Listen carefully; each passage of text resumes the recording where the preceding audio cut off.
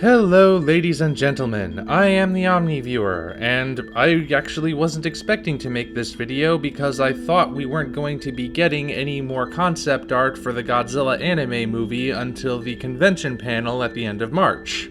But apparently they changed their minds and gave us another one. Here it is.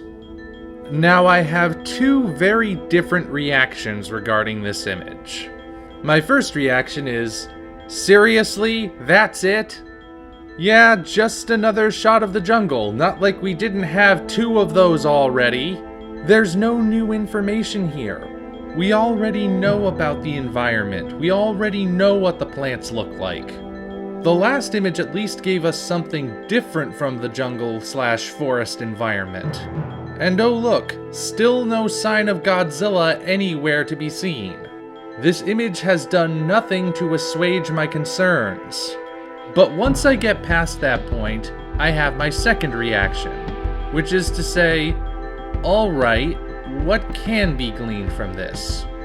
Well, for starters, this is our first up-close look at the humans. We can now see the details of their spacesuits, or hazmat suits, or whatever they wind up being called in the movie. And rather surprisingly, they're not as futuristic as everything else we've seen so far. Not to say they look primitive or rudimentary, they just look more grounded in reality. They look like a natural progression from the big, bulky spacesuits currently used by NASA. But we really can't tell anything more than that. We don't know who's in the suits, we don't know what gender either of them are. But we can discern that perhaps this is going for hard sci-fi in a way. Hard sci-fi being when science fiction tries to be realistic. Take 2001: A Space Odyssey.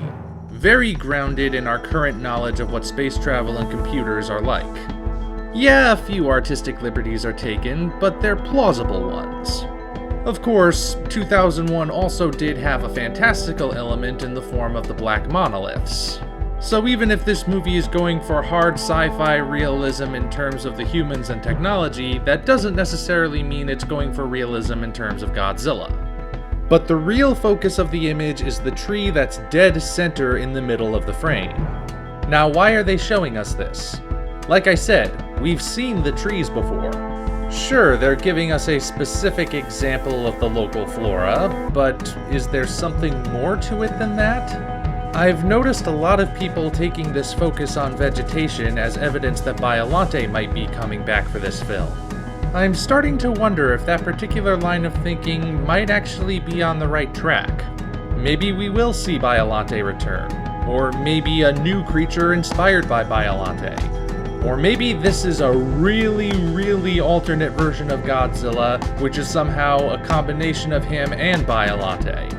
Conceptually, not literally in the movie. Something else I'm noticing though. We're seeing a lot of flora in these images. Where's the fauna? Where are all the animals? 3 images of the forest so far, and not only have we not seen Godzilla, we haven't seen a single living creature besides the plants and the humans.